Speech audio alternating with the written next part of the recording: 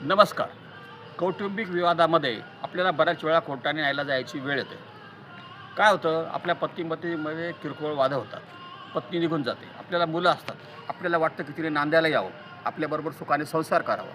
किरकोळ वादामुळे संपूर्ण कुटुंब तोडू नये, भविष्यात मुलांचं काय होईल, असा आपल्या मनात विचार येतो. मग आपल्याकडे हिंदू विवाह कायदा कलम 9 मध्ये प्रोव्हिजन आहे का नांदायला यायचा अर्ज करणं. आपली इच्छा असते की तिने नांदायला येऊन जावं, म्हणून आपण नांदायला यायचा अर्ज करतो.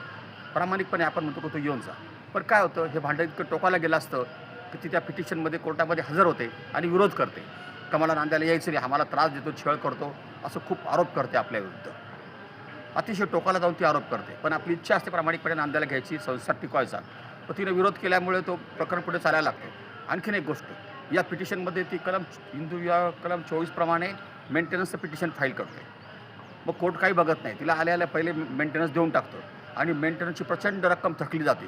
ती भरून भरून आपल्याला जिवार येते. पिटिशन काही चालत नाही, हिअरिंग काही होत नाही, चौकशीला लागत नाही. पण आपण मेंटेनन्सची रक्कम भरून भरून थकून जातो. पुढे जाऊन आपल्याला असं वाटतं 2-3 वर्ष निघून जातात, ती येत नाही. आणखीन असं, कोर्टामध्ये जर नांदायला दावा केला बायकोनं किंवा नवऱ्याने, तर त्याच्या बाजून निकालच लागतो. कोर्टाचा व्ह्यू असा आहे का नांदायला जाणं हे चांगलं आहे. दावा जवळजवळ 99% तो ॲक्सेप्ट होतो, मंजूर केला जातो, जो कोणी करेल त्याचा दावा.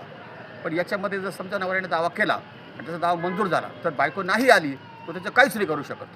3 त्याला 4ला बोलायला जाणं, तिला एक वर्ष त्याला एफर्ट्स घ्यावे लागतात. त्याशिवाय ड्रायव्हर पिटिशन फाईल करता येत नाही. म्हणजे नांदायला दावा चालेल 3 वर्ष, त्याच्यानंतर 1 वर्ष एफर्ट्स घ्यायचे, ती नाही आली मग ड्रायव्हर पिटिशन करायचं, ते चालेल पुन्हा 3 वर्ष. असा 7 वर्ष लंबा पिरियड आहे. त्याच्यामुळे नांदायला दावा करणं ठरवून घ्यावं. पण आपली इच्छा असते थोडं नांदायला दावा करायचं. पण माझ्याकडे मी नांदायलाचा एकही दावा करत नाही. कारण एक मी दावा असा केला होता, माझ्या बाजूने निकाल लागला हजबंडच्या बाजूने, पण ती नांदायला आली नाही. पूर्ण एफर्ट्स घेऊन ती आली नाही. कोर्ट म्हणाले आम्ही काही करू शकत नाही. त्याच्यामुळे तो आम्हाला याच्यामुळे आम्ही ड्रायव्हर पिटिशन दाखल करतो डायरेक्टली. विचार करा आपण, या नांदायलाच्या दावाचा आदेश होऊन सुद्धा ती जर नांदायला आली नाही तर कोर्ट काहीही करू शकत नाही. त्याच्यामुळे बेस्ट वे नसेल यायचं आपल्याला, तिला घ्यायचं नसतं डायव्हर्स पिटिशन फाईल करा. 3 वर्षात किंवा डायव्हर्स तरी मोकळं होईल. काय होतं, या सेक्शन 9 पिटिशनमध्ये मोठ्या प्रमाणात आपण मेंटेनन्स भरून भरून थकून जातो. ती तर काही येत नाही. आणि आणखीन एक गोष्ट, तिने या 9च्या पिटिशनमध्ये आपल्यावर जे ॲलिगेशन्स केलेले असतात, अतिशय खालच्या लेवलचे ॲलिगेशन्स केलेले असतात. हे ॲलिगेशन्समध्ये आपल्याला डायव्हर्सला कामा येऊ शकतात. ती म्हणते मला मारतात, थांबतात, घरातून उचकून देतात, खूप छळ करतात, खायला देत नाही, उपाशी ठेवतात, असे हजारो आरोप करते. या आरोपाची आपण प्रिंटआउट काढायची, त्याची कॉपी घ्यायची, certified copy, divorce petition file करायचं.